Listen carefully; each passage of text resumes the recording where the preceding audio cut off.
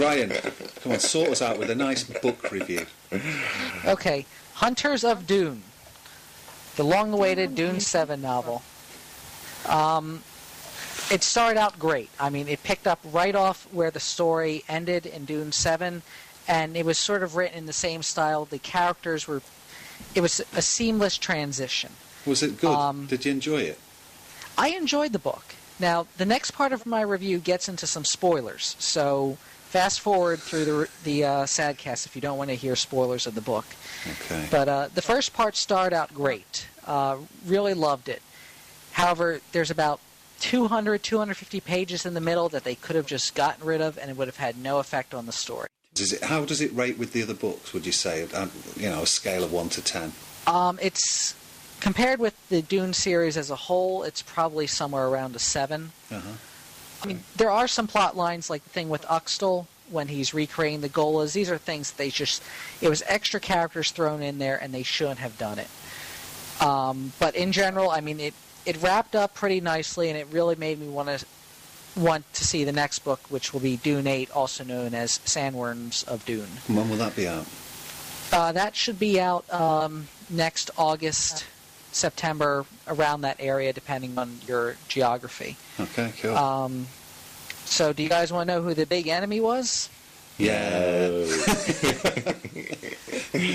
Yeah, go on, tell us. Yes, if you don't want to know, cover your ears. Okay. It was the Machines. The Machines. Oh. Yes, we all saw that one coming. As a matter of fact, the old man and the woman at the end happened to be Ominous and Erasmus, respectively. Not too much of a surprise. It was sort of implied toward the end of the Butlerian Jihad series, but it seems quite plausible. All right. But overall, fun book to read. Speaking of fun, the next Fantastic Four film. The Hollywood Reporter has confirmed that Doug Jones will provide performance and movement references in the same way that Andy Serkis did when he portrayed Gollum in Lord of the Rings. In the new film, Fantastic Four: The Rise of the Silver Surfer, which is going to be actioned by New Zealand's Weta Digital. Go on, Holly, you tell us what this Silver Surfer character is. Well, he's probably the best way to resurrect what was a crappy movie in the first place. Because he is the most favorite character of all time in that genre. I mean, he was one of those guys that sold his soul to the devil kind of thing, and now he goes around finding nice planets for the bad guy Galacticus to eat. Yeah, Galacticus. I mean, what a silly... I mean, it's as bad as Silver Surfer as a name, isn't it, really? Yes. Yeah. Well, it's a comic book, come on. I guess. Anyway, Doug Jones was also in Hellboy, and the Guillermo del Toro is going to direct. He also directed Hellboy and, in 1997, Mimic. Holly, you've got some news about Spaceballs, haven't you? Yes, somebody came up with the dreadful idea of doing 13 half-hour installments of an animated Spaceballs. Wow. Yes! Yeah. That was Ryan, by the way. Do you know what's really exciting about this? A Berliner Film Studio are going to be actually doing the animation. A European film house in Germany, and they're pretty good. You've got to remember that the fans of Lex will probably prick their ears up at that, because a lot of the Lex graphics and animation was done in Germany. It's done by a different studio, but it's still done in Germany. They've got quite a big film setup developing over there for the last 10 years, so that sounds quite good.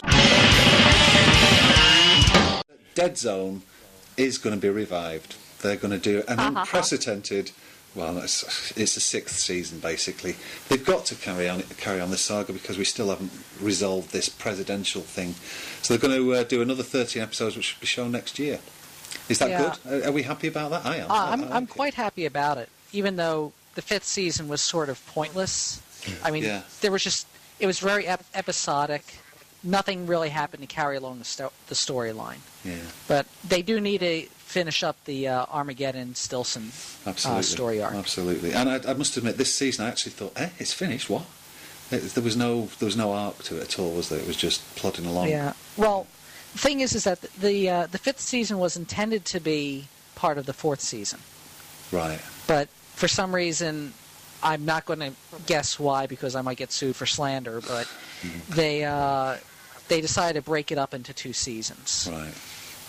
Okay. But I kind of think that the 6th season will be the last. Yeah, I've been hearing a lot of rumors about that. That's right. I've heard that as well. Even Lionsgate was unsure whether or not they were going to do a 6th season, because I think they just want to sell it off into syndication and be done with it. Okay, fairly nonplussed. I'm mildly pleased about it. Yes, this news is going to shake the world of stage acting for years to come. Okay. Evil Dead is being turned into a musical. Oh. Well, it shook you. Excellent. So when? Yeah. Live-ish performances begin in October. You can find out more information at evildeadthemusical.net. Fantastic. Wow, Evil Dead the Musical. I'm actually intrigued. I would go and see that. See it, yeah. I would go and see that. I guess it's going to be a hit just because people are going to go, eh? As long as it doesn't get lumped in with Rocky Horror Show. Yeah. People bringing chainsaws and stuff, throwing severed hands into the audience and stuff. No. Okay, and that about wraps it up for another exciting edition of SadCAST. See you next time. Bye-bye. Bye. Bye. Bye.